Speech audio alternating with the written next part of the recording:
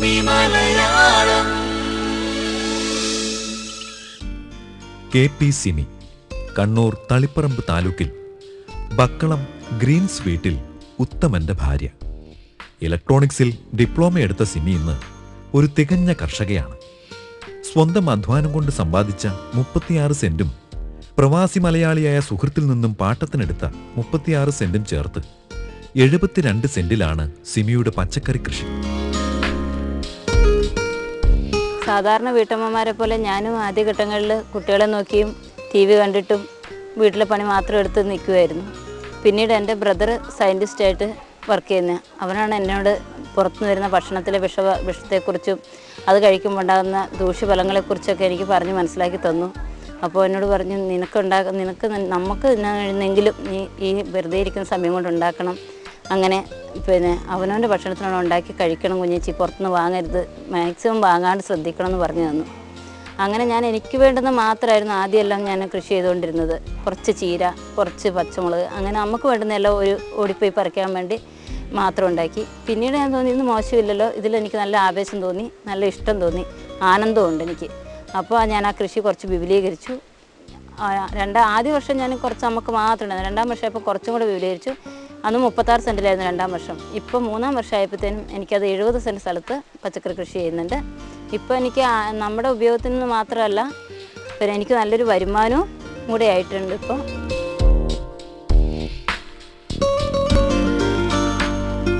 നട്ടാൽ മുളയ്ക്കുന്ന പച്ചക്കറി അത്രയും ഈ പറമ്പിലുണ്ട്. സുഖമായി ജീവിക്കാൻ ആവശ്യമായ അത്രയും പണം ഇവിടെ നിന്നും ലഭിക്കുന്നുമുണ്ട്. ഒരു ടൈം ടേബിൾ പ്രകാരം കാര്യങ്ങൾ നീക്കുവാണെങ്കിൽ എല്ലാത്തിനും സമയം കിട്ടും. പിന്നെ ഒരു 6 മണി വരെ 7 മണി വരെയൊക്കെ ഉറങ്ങി എണീക്കുക, അങ്ങനെയൊക്കെ ചെയ്തിട്ടുണ്ട് ടൈം കിട്ടില്ല. ഞാനൊരു 4:30 4:45 അലറാം വെച്ച് കൃത്യമായിട്ട് ആ സമയത്ത് എണീറ്റ് ഒരു 5:30 ആകുമ്പോഴത്തേനും എൻ്റെ അടുക്കളയിലെ പണി ഏകദേശം 7:30 മോന് പോകണം, അപ്പോഴത്തേനുള്ളതെല്ലാം ആക്കി വെച്ച് 5:30 ശേഷം ഞങ്ങൾ ടോർച്ച് എടുത്തിട്ട് പയർ കുറയ്ക്കാൻ വേണ്ടി പോവുക. ഹസ്ബൻഡും വരും, ഞാനും വരും. 7:30 വരെ ഹസ്ബൻഡ് സഹായം ഉണ്ടാവും. അതിനുശേഷം അദ്ദേഹം പണിക്ക് പോകും. അപ്പോൾ അതുവരെയുള്ള വന്ന് കുട്ടികളെ പറഞ്ഞയച്ചിട്ട് ബാക്കി പയർ പറിക്കും. പിന്നെ അതെല്ലാം തൂക്കലും കെട്ടലും ഈ പച്ചക്കറികളെല്ലാം ഓരോ പീടികയിലും ഓട്ടോറിക്ഷയിലും ഒരാൾക്ക് പേര് എഴുതി കൊടുത്തയക്കും. ഞാൻ പോലില്ല കൊണ്ടുപോകാൻ, അത് ഓട്ടോക്കാർ വന്ന് കൊണ്ടുപോയിക്കോളും. പച്ചക്കറി കൂടാതെ വാഴയും തെങ്ങും കപ്പയും കാച്ചിലും ചേനയും ചേമ്പുമൊക്കെ തരാതരം പോലെ സിമി ഇവിടെ ഇടവേളയായി പരീക്ഷിക്കുന്നുമുണ്ട്. സ്ഥലമില്ലായ്മയല്ല ഇപ്പോൾ എല്ലാവരും ജനങ്ങൾ നേരിടുന്ന ഏറ്റവും വലിയ പ്രശ്നം. അപ്പോൾ ഈ ഒരു മുറ്റത്ത് തന്നെ എനിക്കിപ്പം കേബേജും കോളിഫ്ലവറും ആണെങ്കിൽ 200 ചാക്കുന്ന ഒരു എണ്ണത്തിൽ നിന്ന് ഒരു 800 ഗ്രാം 1 കിലോ കേബേജ് 800 ഗ്രാമുള്ള ഫ്ലവറെല്ലാം ഇപ്പം ഞാൻ പറിച്ചു കൊടുത്തു. അപ്പോൾ ഒരു 200 എണ്ണം വെച്ചാകുമ്പോൾ തന്നെ അതൊരു ആദായവും ഉണ്ട്, നമുക്കും നല്ല ഭക്ഷണം കഴിക്കാനും കഴിയുന്നുണ്ട്. അപ്പം ചീര ആയാലും ഇങ്ങനെ കഴിക്കാം, പിന്നെ വെണ്ട ആയാലും. അപ്പോൾ ഒരു മുറ്റത്തു നിന്നാണ് എനിക്കിത്രയും ആദായം കിട്ടുന്നത്. അതിന് കാര്യമായ വലിയ പരിചരണവും അധികം നിലത്ത് നടന്ന പോലത്തെ കീടങ്ങളുടെ ആക്രമണമൊന്നുമില്ല.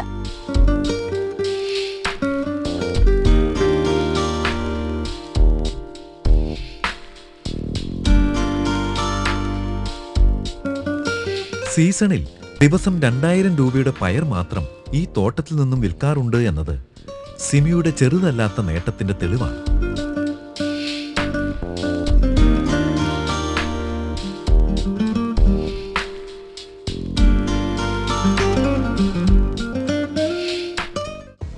ഇത് നൂറ്റാണ്ടുകളായ കാട് പിടിച്ച് കിടന്നുകൊണ്ടിരുന്നൊരു സ്ഥലമായിരുന്നു. ഞാനിവിടെ വന്ന് ഈ കാടെല്ലാം തെളിച്ച് ആദ്യം അതിനകത്ത് കപ്പയിട്ടു. പിന്നീട് അത് കാട്ടുമൃഗങ്ങളിലെല്ലാം ശല്യം കാരണം ആ കപ്പ എനിക്ക് വിജയിപ്പിക്കാൻ പറ്റുന്നില്ല. അങ്ങനെയാണ് ഞാനിപ്പോൾ പയർ കൃഷിയിലേക്ക് വന്നത്. സിമിയുടെ കുടുംബം പാരമ്പര്യ കർഷകരുടേതാണ്. മുത്തശ്ശൻ ശേഖരപ്പണിക്കർ തിരുവിതാംകൂറിൽ നിന്നും കണ്ണൂരിൽ കുടിയേറിയ അധ്വാനശീലനാണ്. അച്ഛൻ കാലായിൽ വിജയൻ ഇന്നും 10 ഏക്കറിന്റെ ജന്മിയാണ്. സിമിയെയും സഹോദരൻ ടൈറ്റസിനെയും അച്ഛൻ വളർത്തിയത് മണ്ണിന്റെ മണം അറിയിച്ചു തന്നെയാണ്. കുഞ്ഞുനാളിൽ കൈപിടിച്ച് പിച്ച വയ്പ്പിച്ചത് സമ്പന്നമായ കാർഷിക സംസ്കൃതിയുടെ പശ മണ്ണിലൂടെയാണ്.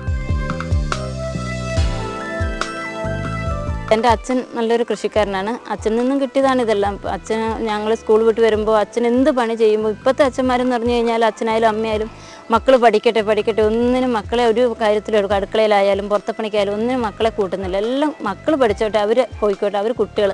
പക്ഷെ എൻ്റെ അച്ഛൻ അങ്ങനെയായിരുന്നില്ല. എന്ത് പണി ചെയ്യുന്നുണ്ടെങ്കിലും ഏത് കൃഷിപ്പണിയിലും ഞങ്ങൾ 2 കുട്ടികളാണ്, 2 ആളെയും വിളിക്കും. 2 ആളും അച്ഛൻ്റെ ഹെൽപ്പ് ക്ലാസ് വിട്ട് വന്നു കഴിയുമ്പോൾ അച്ഛനെ ഹെൽപ്പ് ചെയ്യാൻ വേണ്ടി പോകും. അപ്പോൾ അച്ഛൻ ഓരോന്ന് നടുകയും ചെയ്യുകയും ചെയ്യുമ്പോൾ നമ്മളത് നോക്കി കാണുന്നുണ്ട്. അച്ഛനാ ചെയ്യുന്നെങ്കിൽ നമ്മളെ അച്ഛൻ കൂടെ നടത്തി ഇതിനോട് താല്പര്യം വരുത്തിക്കാൻ തന്നെയായിരുന്നേക്കും അച്ഛൻ്റെ ഉദ്ദേശം. അച്ഛൻ അങ്ങനെ നമ്മൾ ഈ കൃഷിയിൽ അങ്ങനെ കൂടെ നടത്തി കൊണ്ട് നടന്ന് അച്ഛൻ ആ ചെയ്യുന്ന നമ്മൾ ചെറുതിലേ തൊട്ട് കണ്ടു.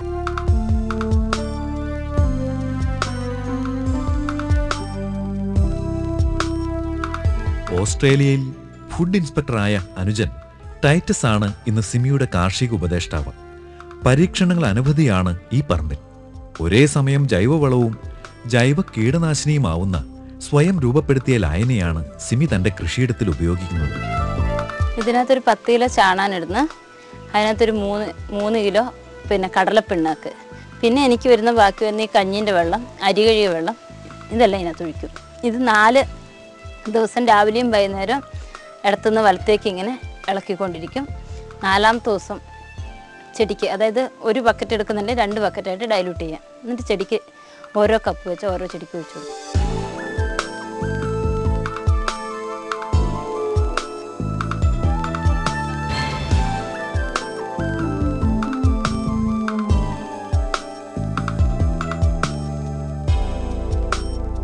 കാഴ്ചക്കാർക്ക് ആദ്യമൊക്കെ സിമി ഒരു കൗതുകമായിരുന്നു. കൗതുകം പിന്നെ മാതൃകയായി മാറി. അനുകരിക്കാൻ ആരെയും പ്രലോഭിപ്പിക്കുന്ന മാതൃക.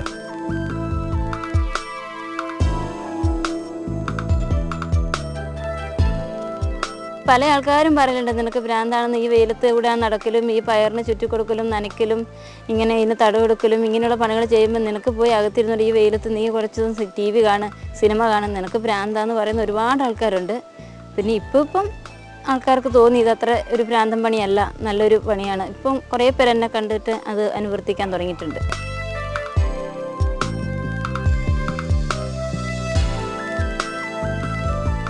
കുടുംബശ്രീ ബക്കളം യൂണിറ്റിന്റെ സെക്രട്ടറിയാണ് ഈ 30കാരി. കൃഷിയെ സംബന്ധിക്കുന്ന ഒരു ക്ലാസും സിമി മുടക്കാറില്ല. നിരവധി പേർക്ക് തന്റെ കാർഷിക അറിവുകൾ പകർന്നു കൊടുക്കുന്നുമുണ്ട്. നമുക്കൊരുപാട് വായിക്കേണ്ടി വരും. നമുക്ക് മാത്രം ഉണ്ടാകുന്നില്ല, പല പല കർഷകരുടെ അനുഭവങ്ങൾ വായിക്കുകയും അവരുടെ കൃഷിദീപം ഇങ്ങനെയുള്ള കിസാൻ വാണികൾ അങ്ങനെയെല്ലാം ഒരുപാട് കേൾക്കണം. അങ്ങനെ അതെല്ലാം കേൾക്കും. പിന്നെ എല്ലാ ട്രെയിനിങ്ങുകൾക്കും ഞാൻ പോകുന്നുണ്ട്. പിന്നെ കൃഷി വകുപ്പ്, ആത്മ ഇവരെല്ലാം സംഘടിപ്പിക്കുന്ന എല്ലാ ട്രെയിനിങ്ങിനും എന്നെ കൃഷി ഓഫീസിൽ നിന്ന് വിടലുണ്ട്. പാലക്കാട് വരെ പോയി വിത്ത് സംഭരണത്തിൻ്റെ ഇതുവരെ ഞാൻ അതിൻ്റെ എല്ലാം ട്രെയിനിങ്ങിനെല്ലാം പോയി. എല്ലാം ഒന്നും കളയലില്ല. കൃഷിയെ സംബന്ധിച്ചുള്ള എവിടെ നിന്ന് ക്ലാസ് കിട്ടിയാലും, എന്ത് വായിക്കാൻ കിട്ടിയാലും, എന്ത് ദൃശ്യമാധ്യമങ്ങളായാലും എല്ലാം ഞാൻ കാണുന്നു, ചെയ്യലുണ്ട്. ധർമ്മശാല വെച്ച്കോയിലും ബക്കളം വെച്ച്കോയിലുമായി വിറ്റുപോകുന്ന സിമിയുടെ വിഭവങ്ങൾക്ക് ഇന്ന് നല്ല വില ലഭിക്കുന്നുണ്ട്.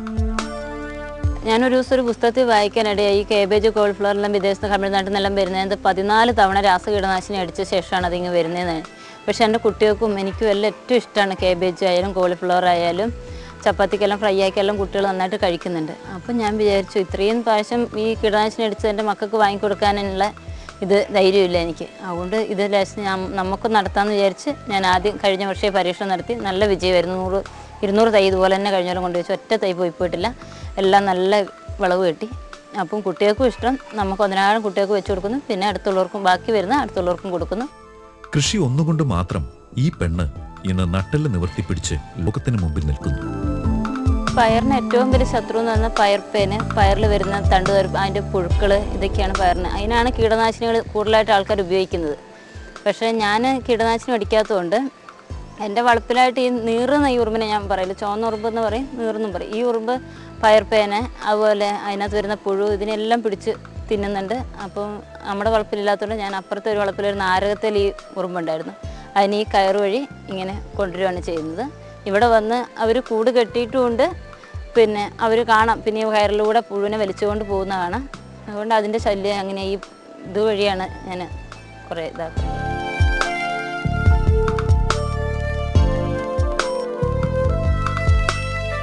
പെണ്ണ് ഒരു കാഴ്ച വസ്തുവല്ല, കാമ്പുള്ള വസ്തുവാണ്. കരയാനല്ല, കരളുറപ്പോടെ ജീവിക്കാനാണ് ആ ജന്മം.